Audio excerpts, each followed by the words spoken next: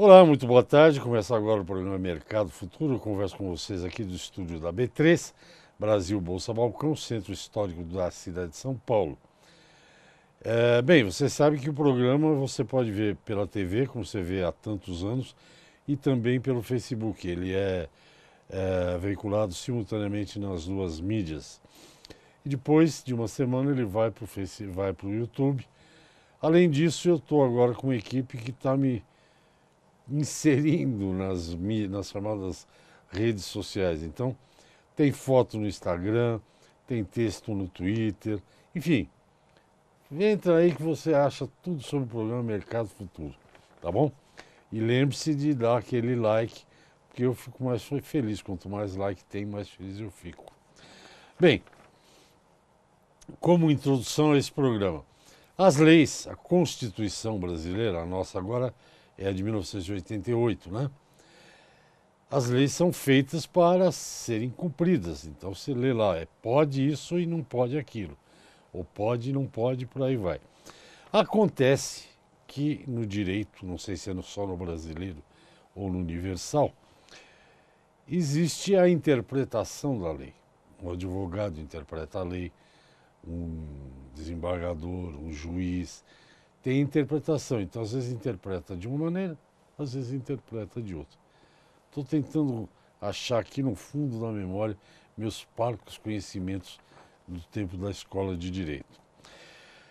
Pois bem, o Supremo Tribunal Federal, que é a maior corte brasileira, como se gosta de falar, guardiães da Constituição, né?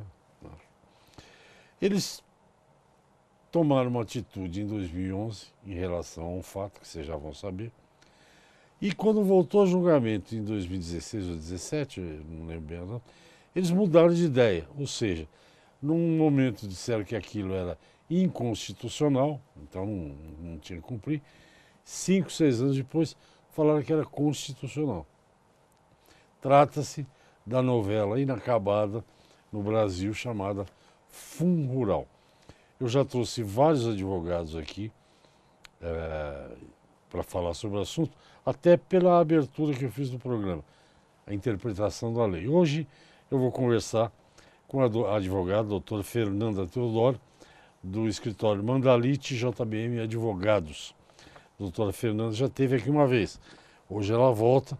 Vamos ver a interpretação dela para os fatos que os agricultores, as indústrias frigoríficas estão vivendo. Já quer começar como está agora essa situação do rural? Eu Então acho que vamos lá. é importante só fazer uma introdução do contexto do Fundo Rural. Por que a gente chegou até aqui, né? Então, assim, realmente a gente tinha uma decisão do STF em repercussão geral e que ele tratava como inconstitucional. E quais eram os efeitos dessa decisão? Os efeitos eram até a lei de 2001. Então, o que o STF entendeu agora com essa nova decisão? Ele falou, bem, de 2001 para cá, ele é constitucional. E o que levou ele a decidir assim? Ele entendeu, na época que foi declarado inconstitucional, a gente teve o artigo 25 da Lei 8212, que trata sobre a contribuição do produtor rural pessoa física, tá? Então, naquela época, a gente teve a declaração de inconstitucionalidade do Fundo Rural. Aí agora, com a lei de 2001, que teve alteração na Constituição Federal pela emenda constitucional, que autorizou a base de cálculo ser sobre a receita ou faturamento, a lei de 2001 ela alterou o caput do artigo 25. E aí eles entenderam que com essa alteração passou-se os incisos também entrariam no artigo 25. Então, a grande briga é, quando foi declarado inconstitucional, foi declarado todo o artigo. Então, os incisos não poderiam retomar sem vir por uma nova Entendi. lei, novamente. Mas o STF entendeu não, que naquela época o artigo 25 e os incisos, principalmente, eles não foram declarados inconstitucional com redução de texto. Porque para os segurados especiais, esses incisos nunca saíram. Então, quando alterou-se o caput pela lei de 2001, ele pôde aproveitar os incisos que nunca saíram do regramento, né, da lei de 8212 de 91. Então, foi essa a interpretação que o STF deu agora para declarar a constitucionalidade do Fundo Rural. E tem no meio disso aquele refis, né? Aquele plano de financiamento, que como está em dúvida na questão jurídica, eu, por exemplo, não digo para os telespectadores aqui se deve aderir ao refis ou não, porque eu não sei o que faria. Se fosse comigo, eu não saberia o que fazer. E ele vai ter que aderir ou não até o fim do ano. Na época, em 2017, quando a gente estava com a medida provisória ainda da nova Lei 13.606, né, de 2018, eu estive como assessora da deputada Tereza Cristina, então eu participei um pouquinho da construção dessa lei. E também tivemos a resolução do Senado na mesma época. Então, vendo essa problemática que estava sendo construída no STF, procurou-se, fez uma consulta ali também para o pessoal da Assembleia Legislativa e eles falaram, olha, a decisão do STF vai ser mais ou menos nesse sentido. Parece que vai ser assim e realmente vai passar a ser devido. Então foi quando surgiu aí a intenção de fazer um novo Fundo Rural e um possível programa de regularização rural que fosse viável, né, conseguir pagar esse débito. Hoje, a gente tem aí no programa de regularização rural um prazo para adesão até 31 de dezembro, né? E os débitos que podem entrar nesse programa de parcelamento são aqueles inscritos ou não em dívida ativa até 30 de agosto de 2017. O parcelamento, como ele é feito? A adesão você pega o débito consolidado, falando das pessoas físicas e agropecuária também, os produtores agropecuária, mesmo pessoa jurídica. Pega o débito consolidado, desse débito consolidado, 2,5% divide-se em duas parcelas, que seria a parcela inicial. As demais parcelas, que poderão ser divididas em 176 prestações, como elas vão ser calculadas? Não vai ser o resto do débito dividido em 176 parcelas, não. Esse resto do débito exclui-se multas, juros e encargos legais. Exclui-se. 100%, tá? E aí você vai ter o montante do valor que você vai ter que parcelar. Como você vai parcelar? Como você vai achar o valor a pagar? Você vai pegar 0,8% da média mensal da receita do ano anterior e esse vai ser o valor a parcelar para o próximo ano. Então, todo ano você faz esse cálculo. Então, pode ser que ao final do parcelamento, né, para quem quiser aderir, sobre aí um saldo remanescente. Então, esse saldo remanescente que sobrar ainda poderá ser parcelado em 60 prestações. Precisa ser bom em matemática, hein, doutora? Para fazer esse cálculo. 0,8% do ano anterior. É menos de 1%. Nós vamos no intervalo, já foi um bloco do programa. Bom, vocês estão vendo a doutora Fernanda Teodoro falar sobre o Fundo Rural, que ainda está uma coisa inconclusa, né? Não sabe o que vai acontecer. Mas a gente vai falar mais daqui a pouquinho. Em 1 minuto a gente volta, menos que isso, 30 segundos. Até já. Ok, estou de volta, eu converso com a advogada, a doutora Fernanda Teodoro, do escritório Mandalite JBM ADV, advogados, né? Está tentando me fazer entender, espero que te ajude também, essa questão do Fundo Rural. Aquela parte, por exemplo, que nós já repetimos, nós vamos reafirmar. Aquela parte, eu sou um criador de gado, eu vendo boi gordo. Você, por exemplo, é o Marfrig, que bom, hein?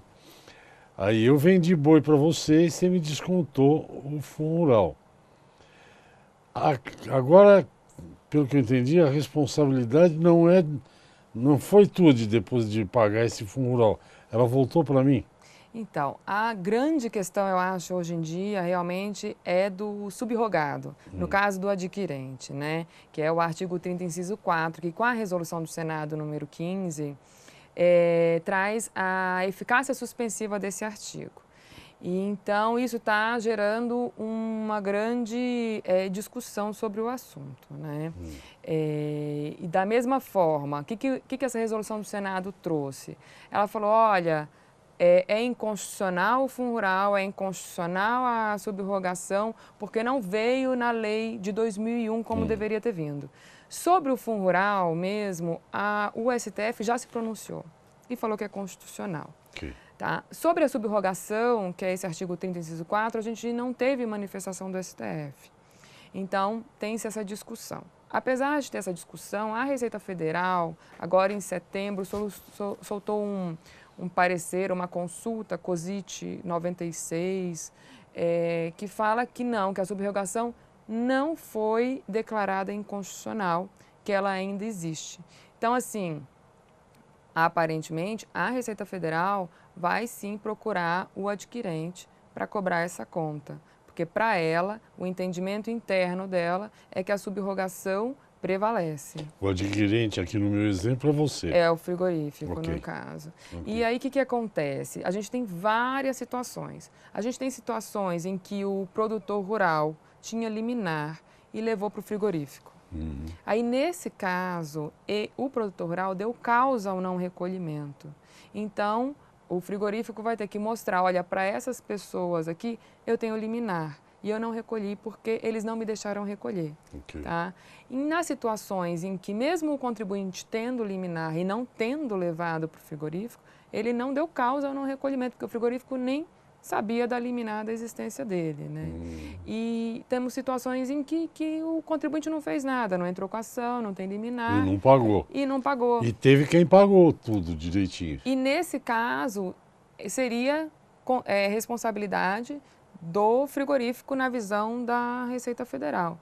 Então, a discussão da subrogação é muito grande e tem várias teses aí surgindo sobre esse assunto.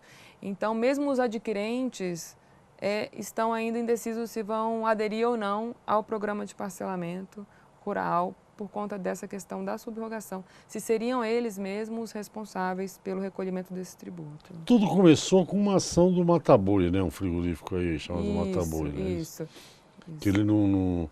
Porque, pelo que eu entendi das nossas conversas e outras conversas, teve gente, não sei se frigorífico, que tem muito frigorífico no Brasil, a gente fala o nome de 3, 4, mas tem muito. Teve gente, por exemplo, que fica complicada a situação, pelo que você está dizendo. Imagine um cidadão que pagou, digamos, de 2000 até 2018. Se agora fala que perdoou, que não tem multa, como é que fica esse cara que pagou? É difícil falar como fica, vai ter que pedir, às vezes, a restituição, o pagamento indevido. Né? Quer dizer, dos dois lados, quem não pagou e quem pagou, estão encrencados dos dois lados. Já pensou, quantos anos alguém espera para receber algum dinheiro do governo federal? É bem complicado. Pode dar para o neto, né? E a gente tem aí um projeto de lei até com urgência de votação na Câmara dos Deputados, do deputado Gorgen, que é justamente sobre a anistia do Fundo Rural. E também tentando aí prorrogar esse prazo de adesão do Refis. Do Refis, do dia 31 de dezembro, até para uma nova negociação com o novo governo. Então, ainda não sabemos o que fim terá o Fundo Rural. Bom, a nova deputada Tereza Cristina, do DEM do Mato Grosso do Sul, conhece bem o assunto, você foi assessora dela, né? Eu acho que ela pode... É um pepino para o novo governo, mas vai sobrar para eles, né? Para resolver, aparentemente, né? Possivelmente...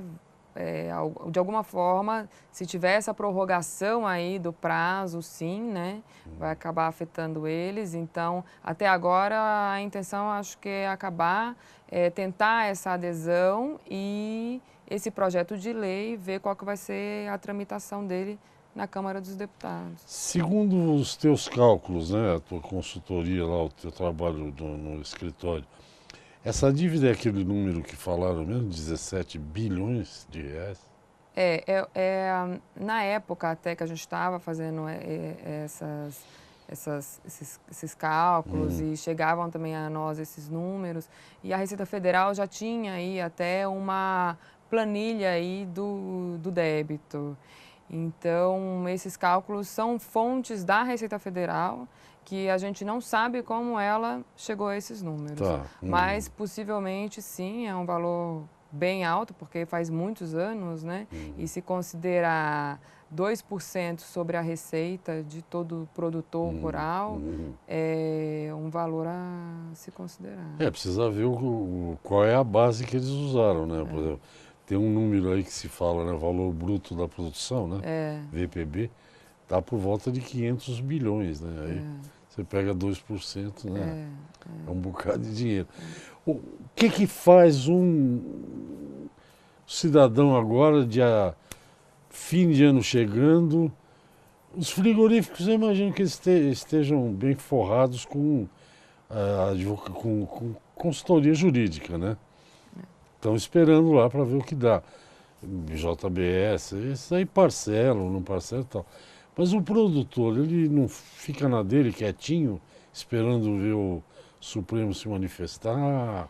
O produtor, já peguei alguns casos que o produtor foi até as adquirentes e pediu o relatório do Fundo Rural. Comprovante. Então assim, tem ali o valor bruto e o valor líquido já com o valor do Fundo Rural.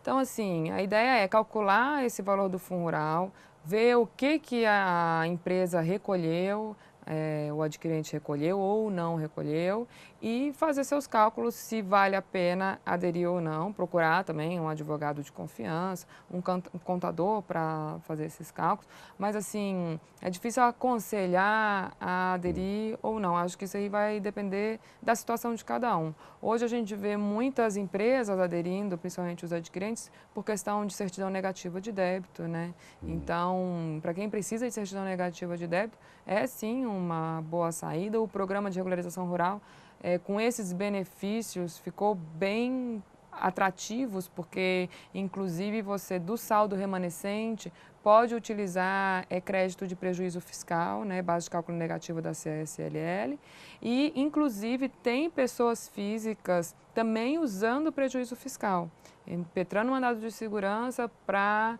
pleitear o mesmo benefício como pessoa física. Então, o que a gente tem hoje em dia é isso, o Fundo Rural é devido e a Receita Federal está autuando. Então, ok, doutora, vamos a um outro intervalo para a gente tomar uma água aqui e já voltamos para a conclusão dessa conversa aqui, tá bom? Eu converso com a doutora Fernanda Teodoro, do Mandalite, não decorei, JBM Advogados. A gente volta rapidinho, até já. Ok, estamos de volta. Agora já é o terceiro e último bloco desta conversa com a doutora Fernanda Teodoro. Eu ia falar deputada federal, não, ela só foi assessora. É do escritório Mandalite JBS, JBM de Maria Advogados, falando do Fundo Rural. Bem, eu acho que o básico assim a gente entendeu, quer dizer, se você é um produtor e você vende sempre para o mesmo lugar, você pode ir lá pedir, pode me dar uma cópia dos Fundo Rural, do imposto, aí você fica, se tiver tudo pago, fica na boa. Se não tiver tudo pago, você tem que tomar uma atitude, né? Pelo que a doutora Fernanda falou, parece-me que para as empresas esse refinanciamento, que chama Refis, é uma boa alternativa, não é isso? É a alternativa que a gente tem e as exclusões aí de juros, multa, encargos legais, de 100% dessa parte, assim, é algo difícil de se ver. Então é um bom programa de parcelamento. Agora, parece que tem gente que não quer pagar nada, né, doutor? Acho que ninguém quer pagar. Eu falo e eu dou risada da minha piada. Não, ninguém quer pagar, né, essa conta, né? Ninguém estava esperando essa conta, né? Veio de surpresa. Veio de surpresa. Então, assim... Foi a Carminha é um perigo. Então, assim, acho que a intenção ali foi quando veio a medida provisória, que virou esse programa de regularização rural, foi tentar trazer alguma possibilidade do produtor rural conseguir da melhor forma possível regularizar esse passivo, tá? Então, assim, sobre o passado do Fundo Rural, o que a gente tem hoje é esse programa de parcelamento rural. Mas não sei se foi lei isso, o que foi. a partir de agora diminuiu o fundo rural, era 2,2, Isso. né? E passou para 1,2, é isso? A gente, então, com essa nova lei, a gente trouxe um programa de recuperação rural e o futuro do Fundo Rural. Então vamos falar de futuro. Então, sobre o futuro do Fundo Rural, para produtor rural, pessoa física, a alíquota era de 2%, mais 0,1 de SAT, mais 0,2 de Senar, né? Então, hoje a gente tem uma alíquota do Fundo Rural de 1,2%, mais 0,1 de SAT. Então, isso aí é a contribuição Que é social. isso, SAT? O Serviço Assistência do Trabalho, né? Ah, tá. Então, assim, essas são as contribuições sociais, né? E para o produtor rural, pessoa jurídica, que era de 2,5%, o Fundo Rural passou a 1,7%. Então, também teve uma redução aí considerável. Outro benefício aí que veio por um pleito muito grande do setor foi também a opção. Então, a partir do ano que vem, eles poderão optar ou paga o Fundo Rural sobre a folha de pagamento, sobre a folha de salário, como é o artigo 22 da Lei 8212, ou se paga sobre a receita, sobre o faturamento. Essa é uma opção que vai ser feita anualmente por cada produtor rural. Ele vai poder mudar de opinião Ele vai também. poder mudar de opinião ano a ano. Porque aí essa aí é cálculo mesmo, é matemática mesmo, né? É. De repente vale a pena fazer pelo faturamento, de repente pelos empregados aí. Não... E aí isso muda todo ano. E isso vai depender dele. Essa última lei de fundo rural foi de 2017, é isso? Ela foi publicada em 2018. 13.606. 3.606? 13.606. 13.600.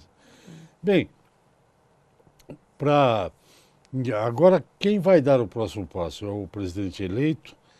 O Supremo não tem mais nada para falar. Tem só se for julgar outra coisa.